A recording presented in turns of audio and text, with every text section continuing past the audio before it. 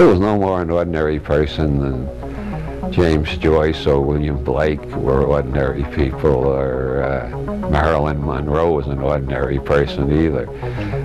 Phil was an extraordinary person, and he had some super extraordinary experiences.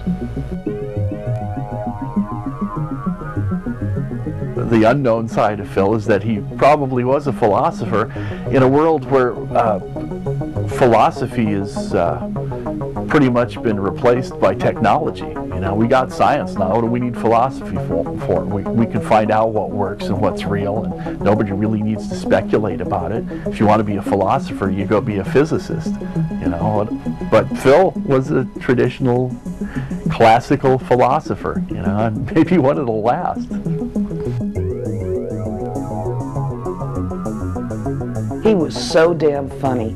I mean, even when things were terrible, he was funny. I had a slip disc in 1980, and I was bedridden, and we talked on the phone all the time then, and I told him I reread all his books.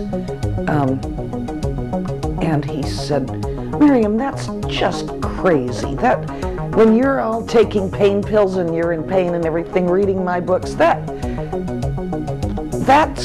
very upsetting books, you know."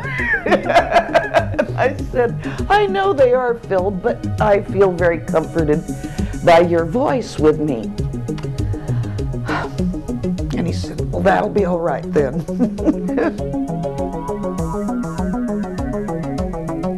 The readers who discover Philip K. Dick, I think, almost universally identify with the characters in his novels and the way that the author apparently feels compassionately about these characters and these situations that the characters are faced with, including the familiar theme of their doubts about what's really going on.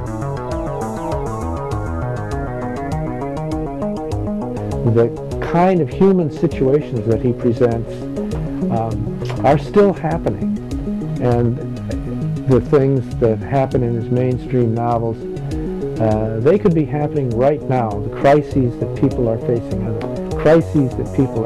right now. And he's almost unique in the science fiction world. Ray Bradbury is the only other name that comes to mind of a writer who remains current by never having been in.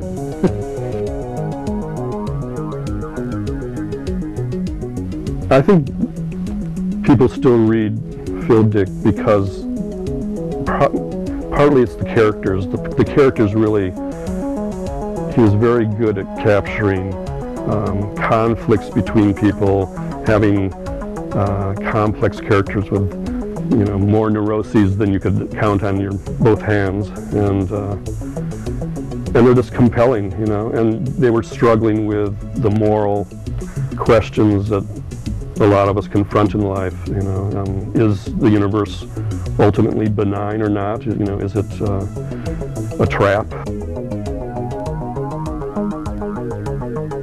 I do try to turn people on to Philip K. Dick on a regular basis, and sometimes it works and sometimes it doesn't. There's people out there that don't want to see all the possibilities in the world. They don't want to know. They don't want to explore the truth on every different dimension. You know, they want to accept things the way that they are, just because it's easier. My housemates and I in college, we watched Star Trek pretty much every afternoon, and our favorite episodes were the holodeck episodes where they had the whole mind trip of are we on the holodeck, have we ever left the holodeck, and you know, what's real, what's not real. And he said, well, if you like this, you should really read Philip K. Dick, and it's much more intense, it's going to blow your mind. In 1994, I think it was, somebody put up on internet a report of my death, and no matter how much I've denied it, it seems most people accept that I'm still alive, but there's a die-hard minority who insists I'm dead and the CIA has replaced me with an android. And I'd be much happier if I never read Phil Dick, because I would just think, well, I know I'm not an android, but having read Phil Dick, I realized if I was an android properly constructed, I think I am Robert Anton Wilson. So that leaves me perpetually in the predicament of not being sure whether I'm Robert Anton Wilson or an android programmed to think it's right, to think, talk, and write like Robert Anton Wilson. I guess I'm really grateful to Phil for that. It gives me a certain agnostic detachment, which I think is necessary for mental health. My favorite book of his, I think, was Time Out of Joint, which in many ways is one of his most minor books.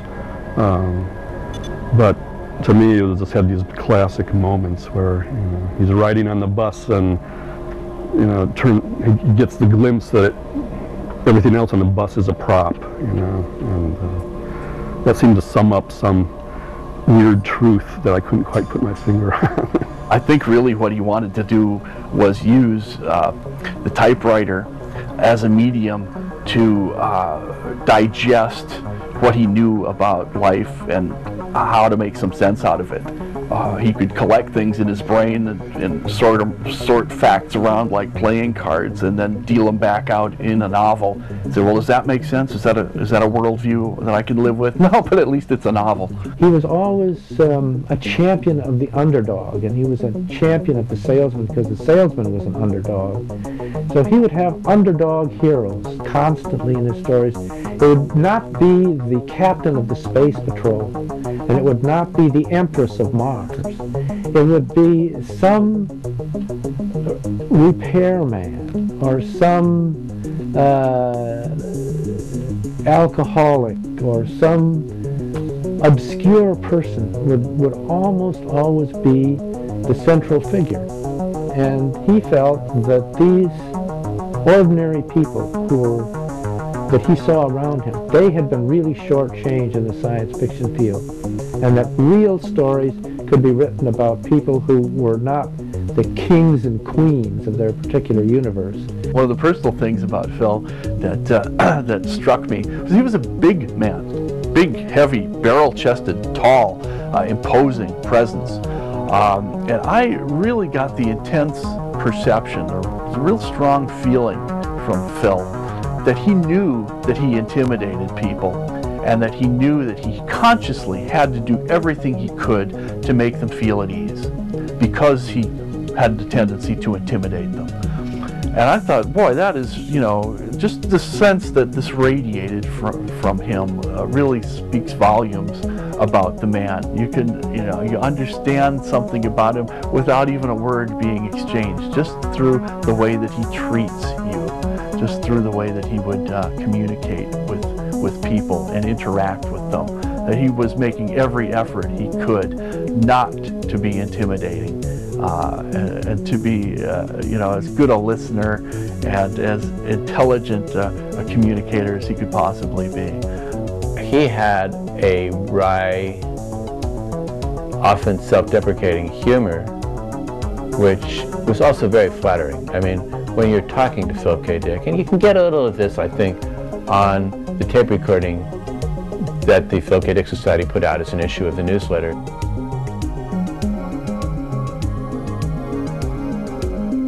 Which includes some of the conversations, little pieces of the conversations that Phil and I had when we were taping the interviews for the Rolling Stone article.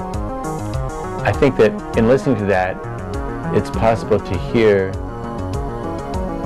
the way the man talked and the essential humor in the way that he would talk, well, to anyone, but particularly to his friends. And I say it's flattering because there's an implication that you are smart enough and present enough to pick up on this subtlety in what he's saying. And then you both look at each other and grin or laugh. Phil, there's something I've been meaning to ask you for years. In your stories, there is an enormous amount of cigarette smoking. People are always lighting up or putting out cigarettes, and yet I've never seen you smoke. Tell me something about that. And he said, well, Miriam, there's sex in my stories too. So everybody's just cracking up and rolling on the floor, and and just then Chester Anderson arrived, and everybody's roaring with laughter, and he says, "I want to hear, I want to hear.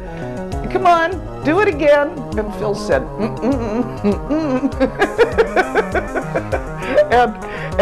and Paul said, okay, instant replay, I'll be Miriam. Phil, there's a lot of cigarette smoking, and he said it just real silly. There's a lot of cigarette smoking. And so what have you got to say about that? And Phil said, I really couldn't say.